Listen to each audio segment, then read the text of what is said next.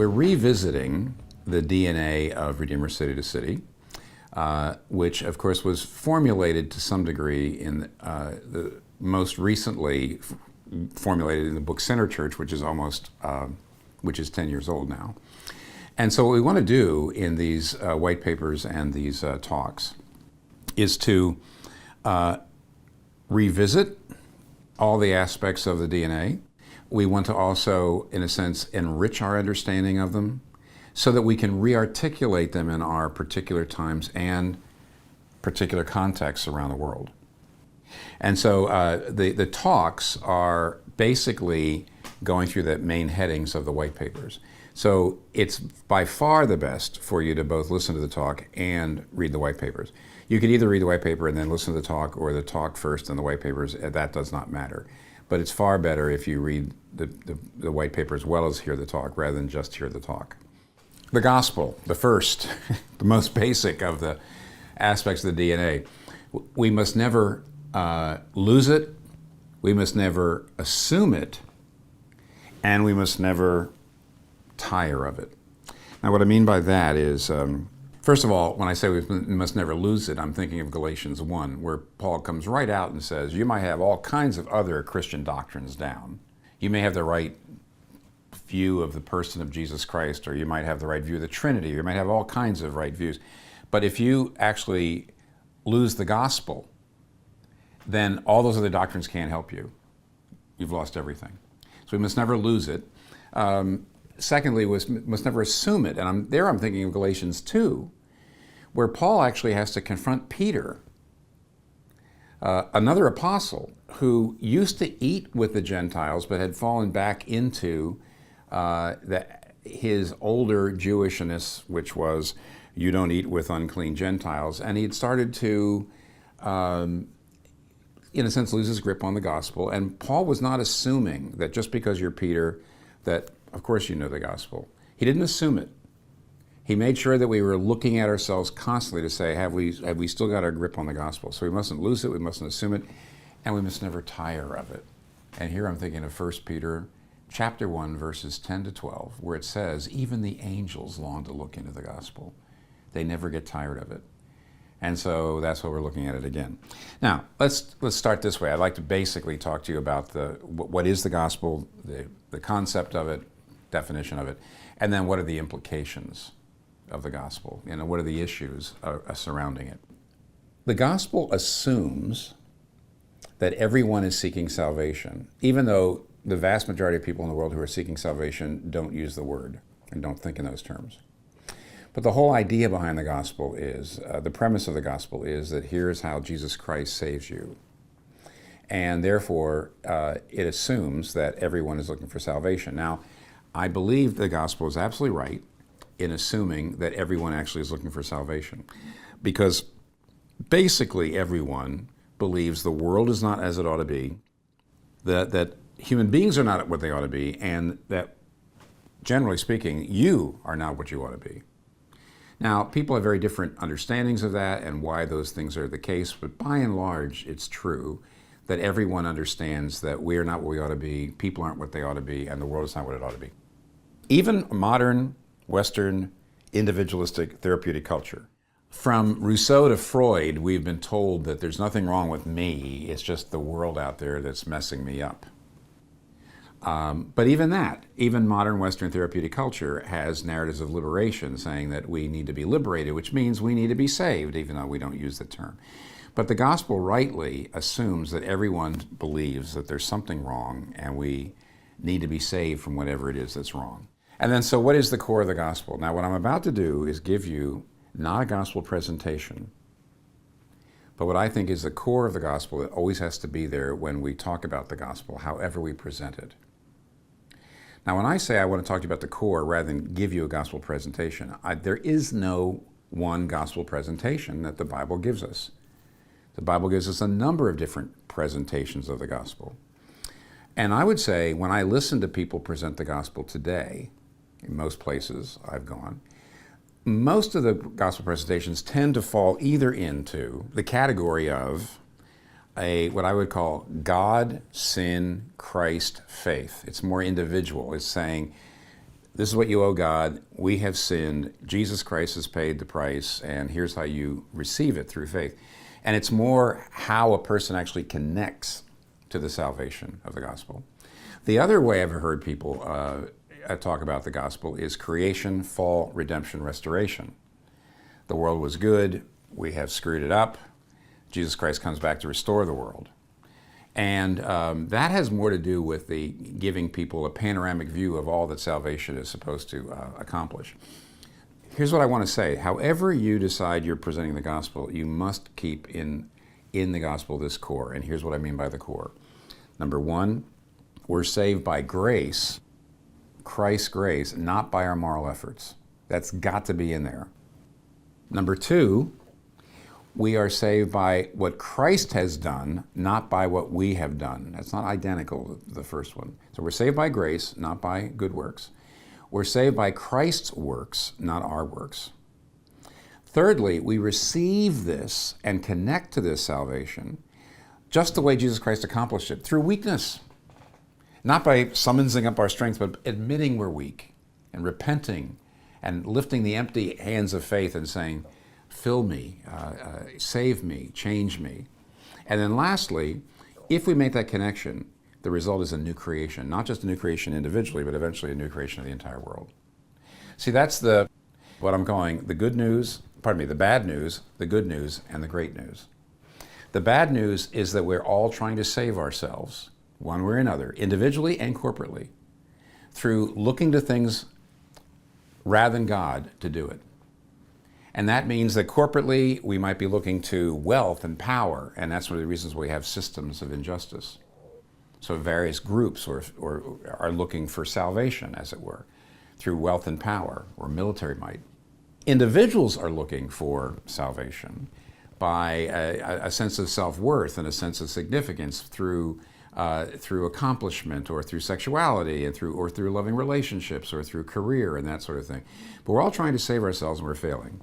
That's the bad news. The good news is Jesus Christ came and lived the life we should have lived, died the death we should have died, in our place.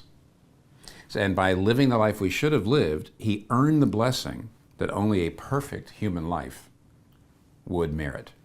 But then at the end of his life, he took the curse that we deserved, so that instead of taking the blessing he deserved, at the end he took the curse, so that leaves for us the blessing.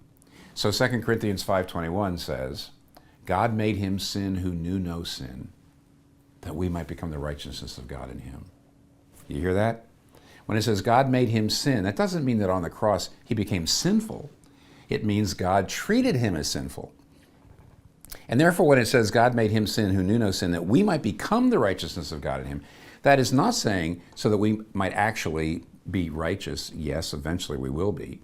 But what it means is just as Jesus Christ was treated as if he'd done everything we've done, the moment you believe that you are treated as if we have done or you have done everything that he's done, you're treated with all the love and honor that Jesus Christ deserves. And of course, that's the good news, and it leads to the great news, which is someday God is not only going to renovate us individually and turn us into perfect, glorified beings, but he's going to renovate the entire world. So injustice will be gone, and suffering will be gone, and death itself will be gone. Now, what are the implications of this gospel? Or what are the issues around the gospel? And here are 5, and then I'm done, okay? Number 1, the gospel is more than forgiveness.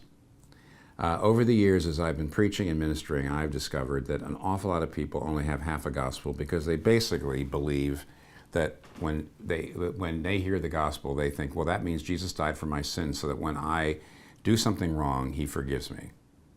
See, the average person understands that means that they got half the gospel. That they believe that on the one hand, Jesus died for me, so my sins are covered. On the other hand, they believe what that means is a second chance now to do really well.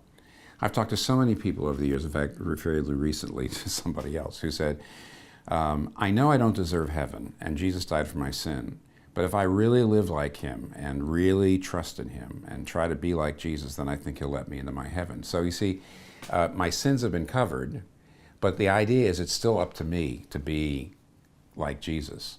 Whereas actually, as I just said, the gospel is not only that our sins are put on Christ, but his righteousness and record is put on us. And that's the reason why it's not just that we get a second chance. We're not just forgiven, but we're also received and accepted. I think it's Richard Hooker that has this wonderful place. He was a 16th century Englishman who said, "So are we in the sight of God the Father, as is the very Son of God himself." Hear that? So are we in the sight of God the Father, as is the very Son of God himself. And then Hooker goes on and says, "Let it be counted as folly or frenzy or fury whatsoever. This is our wisdom and our comfort. We care for no knowledge in the world but this, that man has sinned and God has suffered, that God has made himself the sin of man, and that men are now made the righteousness of God. You see, therefore, that the Church of Rome, in teaching justification by inherent grace, does pervert the truth of Christ, and that by the hands of his apostles we have received otherwise than she," the Roman Catholic Church, teaches. So the gospel is more than forgiveness. It's also acceptance. Secondly, you have to realize the gospel is neither moralism or relativism. And in the book, in the white paper, I actually draw a mountain. And think of the gospel, which is, I'm saved by grace and faith alone, not by works. But my faith always, always leads to good works. That's the gospel. One way to put it is, I'm saved by faith alone, but not by faith which stays alone. And if you're down the mountain any clicks at all toward legalism, which says, well, I'm saved by my good works, or toward relativism, which says, well, it doesn't matter how I live, God just loves me, you lose the power of the gospel. If you're at the bottom of the mountains, you're not Christians at all. If you literally believe, well, it doesn't matter how I live, God just loves me, or if you literally believe that I'm saved by my good works. But most Christians, even though they articulate the gospel rightly, tend to live down one side or the other, and you lose the power, the life-changing power of the gospel if you're any clicks down either side. So the gospel is neither relativism or legalism. Thirdly, we have to realize that what that means is the gospel changes our understanding of the law. The relativist says, well, we don't have to obey the law anymore. The legalist says we have to obey the law. And that's the only way to be saved. But a Christian understands that the law is no longer a system of salvation, but a welcome rule of life. Because now my motivation is to say, I want to please the one who saved me. I want to be like the one who saved me. How do I do that? And the answer is the law of God. Because the law of God is not busy work. The law of God is essentially a reflection of what God loves and hates. It's a reflection of who he is. So now I look at the law of God as something I do need to obey, but I don't do it as a system of salvation or a terrible duty. Instead, what I see it as a welcome rule of life, a way for me to love and please and resemble the one who did all this for me. And fourth, I'm only going to take 15 seconds on this, the gospel changes everything. And that's what, when we get to the white paper on gospel renewal, we will see that. The implications of the gospel are not, the gospel doesn't just save you, but the gospel changes your relationship to God, to yourself, to other people, to other races, to other classes, to the rich, to the poor, to the created environment, to everything. Lastly, let me just say this. I mentioned this in The Reason for God, so some of you have heard me say this, but there's a great book by Charles Dickens called Tale of Two Cities. And in the Tale of Two Cities, there's two men that both love a woman named Lucy, Charles Darnay and Sidney Carton. Both love her, but Lucy chooses Charles Darnay. And they live in the time of the French Revolution. And it turns out that Charles gets arrested, and he's in the dungeon, and he's, I guess, in the Bastille, and he's going to be executed the next day, guillotine. Sidney Carton, in an act of incredible love, steals into there, because Sidney Carton looks somewhat like Charles Darnay. He goes in, he knocks Charles Darnay out, His friends steal him out and take him off to England so he can be with his family and be safe.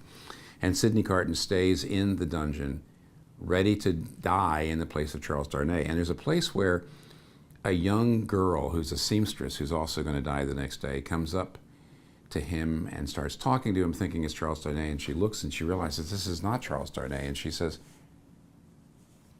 "Are you dying for him?" And Sidney Carton says, "Yes, for him and for his wife and child."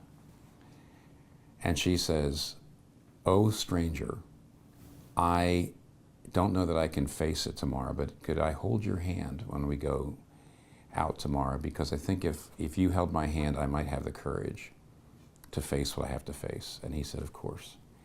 You see, his substitutionary sacrifice filled her with courage, transformed her when she saw it. And it wasn't even for her.